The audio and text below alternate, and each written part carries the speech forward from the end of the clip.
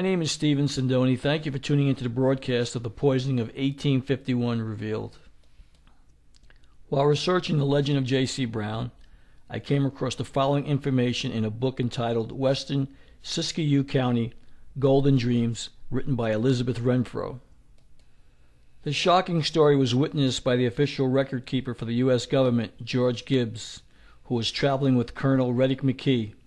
Mr. Gibbs kept a journal of the expedition's travels through Indian country. On the evening of November 3rd, 1851, there was a great celebration. The agents were treated to dances performed by the Native Americans. On the afternoon of November 4th, a peace treaty was signed by 13 Shasta chiefs and Colonel Reddick McKee. The following has been passed down from several of the Shasta families. According to Fred Wicks, now deceased, a feast was prepared after the treaty was signed, and the Shasta Indians were invited to eat. It was considered impolite and a sign of distrust in the Shasta tradition not to partake. As a result, most of the Shasta ate the beef and bread served. It isn't quite clear, but the Shasta warriors began to die. It has been repeated in Shasta oral history that 3,000 warriors died that day. After the event, it is said by many that vigilantes, both miners and settlers, swept through the villages and killing all the people. Tyre Jim was a young man in 1851, and while he was allowed to observe the proceedings, he did not partake of the meal. He spoke until his death in 1908 at the age of 70 of burying the dead along the trails. Tyre Jim was not considered a threat and was allowed to return to his village in Scott River. There is a large unanswered question about the treaty signing and subsequent disappearance of many of the Shasta tribe. What happened to those who were to occupy the reservation? While no documents exist to validate the oral history, it is well known that some of the Native Americans went to Silet's, Grand Round, and Klamath Reservation in Oregon.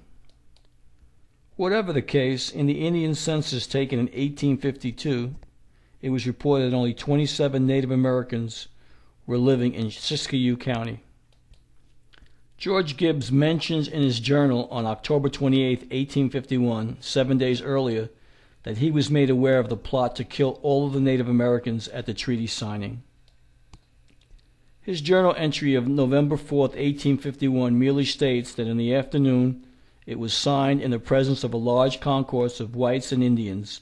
The usual presents were distributed, and they separated in good humor. Later, local newspapers matter-of-factly referred to it as the poisoning of 1851 as a historical fact. This was the first of many of these similar tricks used to annihilate the Native American, and the remaining few Native Americans were forced to live on Indian reservations. Here it is only 151 years later, and there are over 310 Indian reservations throughout the United States with over 2.5 million Native Americans living on them. The American people should force the U.S. government to close the Indian reservations and end the injustice. The FBI, or Federal Bureau of Intimidation's savage behavior at the Pine Ridge Indian Reservation has caused the deaths of more than 60 Native Americans and 2 of their own agents. Isn't it time we make the government accountable for their brutal savage treatment of the Native Americans still happening today? I ask you to examine the facts and understand our country is not a democracy. Our forefathers have built the foundation of lies and deception. It is my hope that in my lifetime I will see the last Native American leaving the reservation and turning the lights off for the final time.